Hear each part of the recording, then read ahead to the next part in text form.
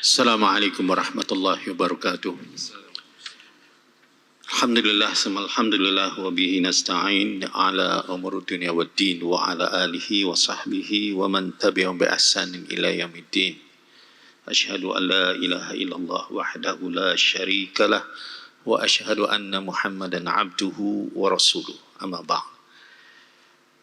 Thank you, Mr. Chairman, the distinguished speakers, the organizers, brothers and sisters, ladies and gentlemen. Thank you for this invitation. It's an honor to be in this prestigious discussion or discourse about a very important subject. I was not required to present a paper as all the other speakers, so I am at ease to speak off the cuff.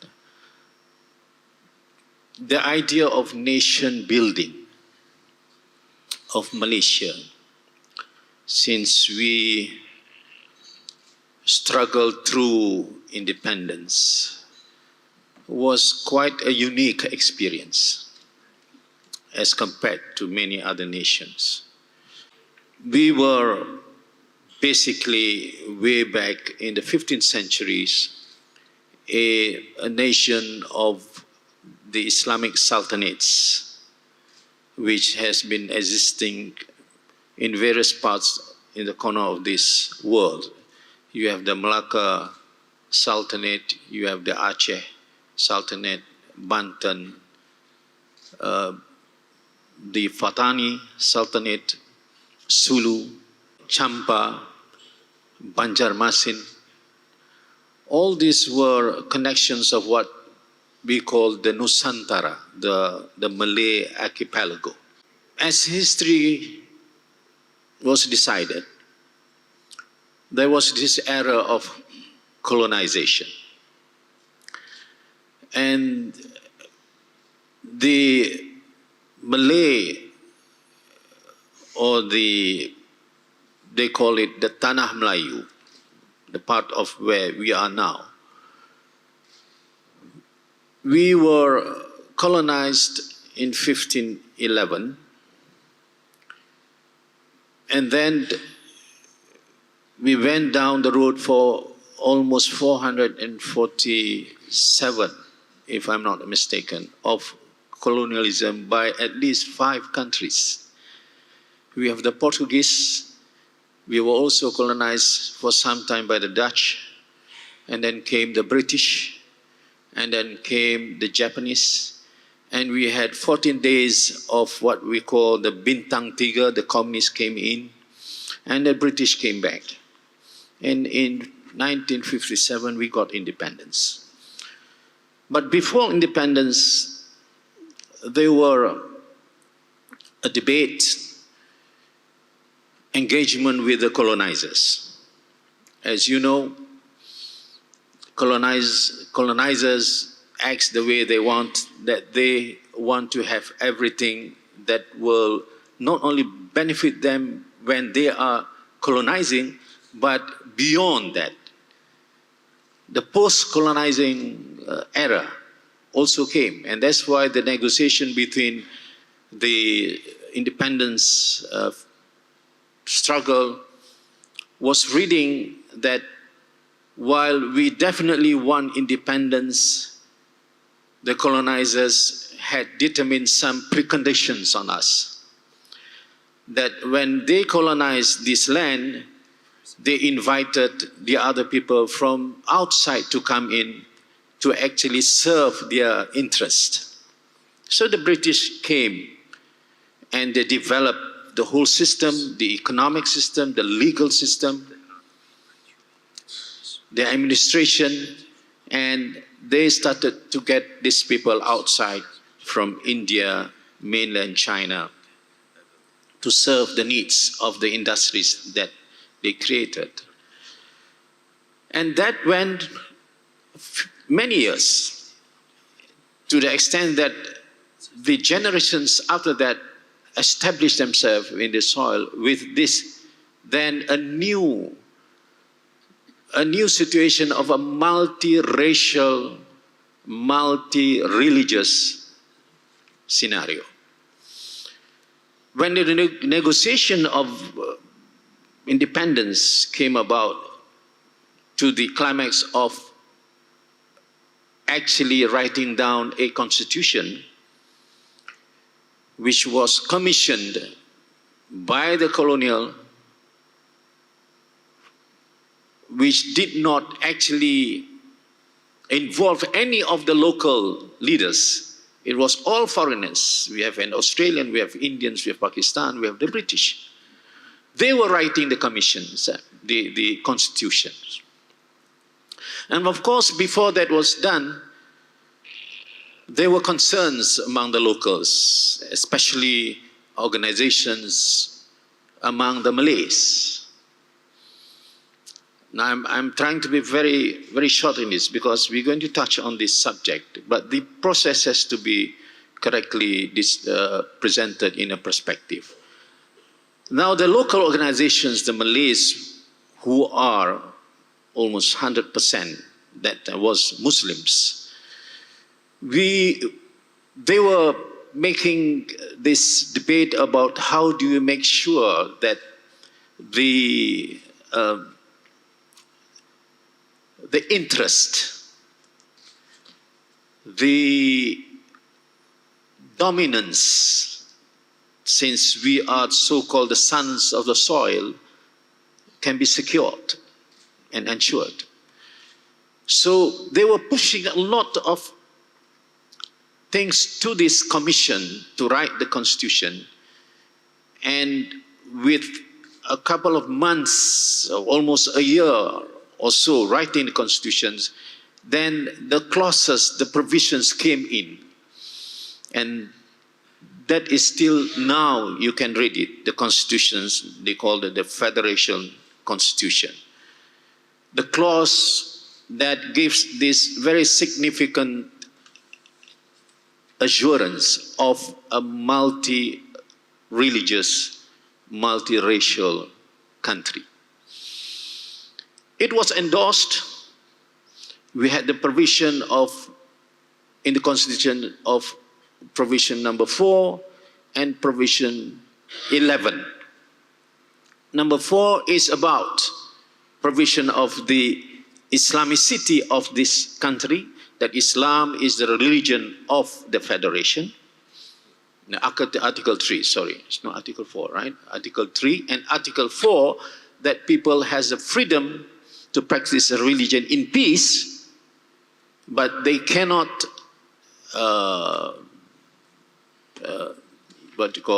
spread non-Islamic religion to Muslims.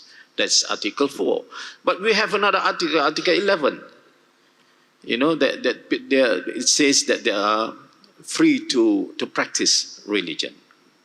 So these 3 articles, in a way, was compromised by the people and also the colonizers. And then we had an agreement that the country will be such that you will be given independence with these clauses, with these articles. And thereby we started to build the country with these important articles that ensures that there is an inclusivity of other religions than Islam to be in this country. So that began what I should call the beginning of a country that tolerates people to have their own religion, but with an understanding and agreement that we say that this country is an Islamic country, and therefore that provision or that article has to be respected, that no non-Muslim should spread other religions to Muslims. Now, with that agreement, everybody was welcomed.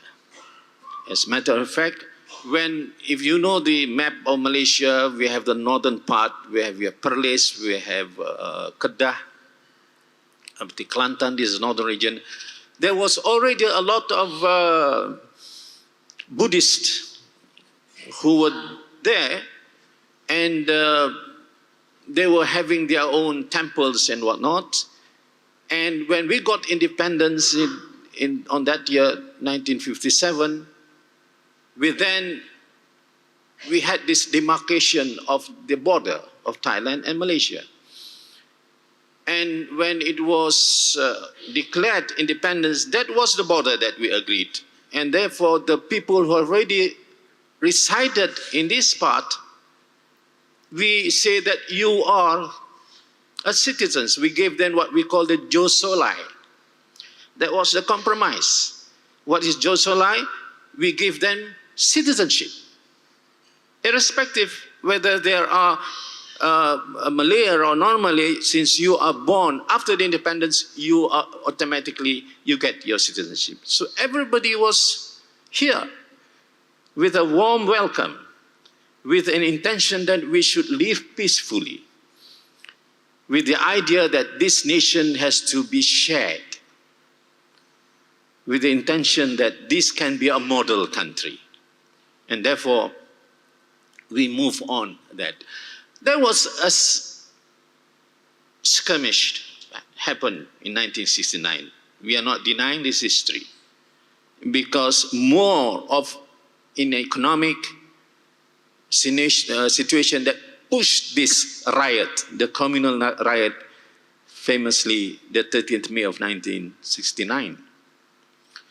But although blood was shed, like 2,000 lives was gone, but that taught us a lesson. You know, we have a framework of this nation building. One is the Constitution. And then another, we have the Rukun Negara. That was devised, that was designed in a way to imbibe people to understand that we are here to be together and to build this country together. And so, with that exception of the 13th May 1969, the government had this idea to see the disparity in the way that, you know, the Malays, the Chinese, the Indian for that matter. In 1963, we got Sarawak and Sabah to come in, and we became Malaysia. But with all intention and purposes, we were trying to see the country in a setup that does not allow wealth being symbolized and dominated by certain race. Because that was the idea of Tun Razak, the second prime minister. They say that, you know, there's a problem with this, where the Malays are poor, and we have the Chinese Indians because they are being put by the colonizers in the town, the new towns, they call it Kampung Baru, and they develop into cities and they get the benefit of the whole development. And the Malays are left behind because they are being treated as, you know, just farmers, and therefore there is disparity. And because of that, the spark of this political tension during the election, and a race becomes the winner, that started the whole feeling of, you know, animosity, and people start raising voices. And it happened on the 13th May 1969. Because of that, the government designed the new economic policy, which started in 1971, to actually engineer the whole development of the country on the basis of a more equitable distribution of wealth. And therefore, the government designed a lot of agencies and the processes of, you know, giving priority to Bumiputras, quotas and whatnot. It all started with that, with the purpose of giving this balance of economic development. But on the other hand, we have this dimension of different ethnicity and different religions amongst the people. And the major ones among the Malays, the Chinese, and the Indians. And when Sabah and Sarawak came in, there are the Kadazans, the Ibans, the Murut, and the rest. Now those people are then being classified as Bumiputras, just like the Malays, and because majority of the Malays are Muslims, then the sensitivities of religions comes in when we started to engage with many phases of developments. All of a sudden, politics came in a very sharp manner. You know, when politicians start to come up with issues of maintaining voters for their own party, and if the voters are more inclined to this religion or to this race, then the message will be much more emphasized on that. So the politics has come into play where we have this situation, the fundamentals of the nation building, where we had this agreement, where we have this consensus about the status of Islam and also the freedom of religion, came into a different light. People start discussing and people start debating that we should be moving forward in accordance to international law, where everybody should have a freedom for religion in the sense that, you know, that crosses the border of the constitution that we have, that Muslims cannot be exposed to, to activities of other religions that can then create this tension. Now, there are a lot of initiatives that the Malaysian government did, and now they are trying to again renew. We have many efforts and many initiatives done by the government on one side and also the NGOs on another, and also plus the intellectuals. Now the government has been trying to always throw out these messages of unity and harmony, and making sure that people really understand the sensitivities of religion and race.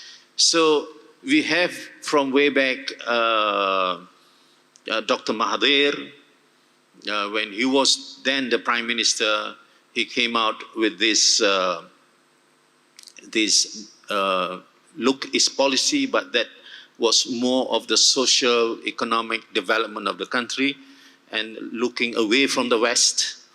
And that gives a message that we are here together, irrespective of religion and race. We should be in our own mold. And he created the Wawasan 2020.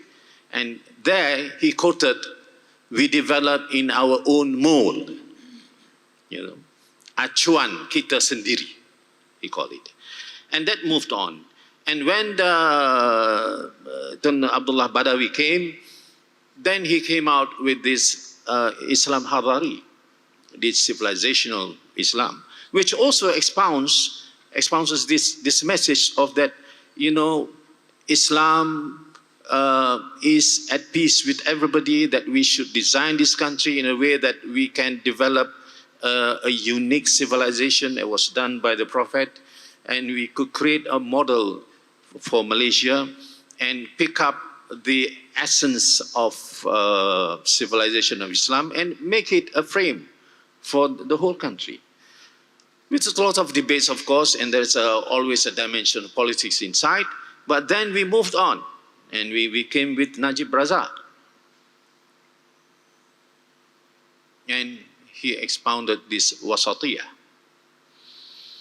Islam of moderation. Again, the essence of the message is there, that we want to be, everybody must be a part of this family of Malaysia, with, again, understanding that there are already demarcated red lines that we should respect, and therefore we hope people to really be at home with this concept, you know, because at that time the whole issue of extremism and violence was in the air, was promoted by the Western countries that Islam connotes terrorism and all that. Then he came to champion this wasatiyah. And now Dr. Mahathir is back. And he came and was saying about there's something wrong with we educating our children on Islam. We have failed to build characters. We have failed to impart the real meaning of Islam. You know, and he deliberated. I was in a dialogue with him, and we went very long discussion about how do we make people to really understand the Quran, to really practice what is in the Quran. He's not interested in giving names for this, you know.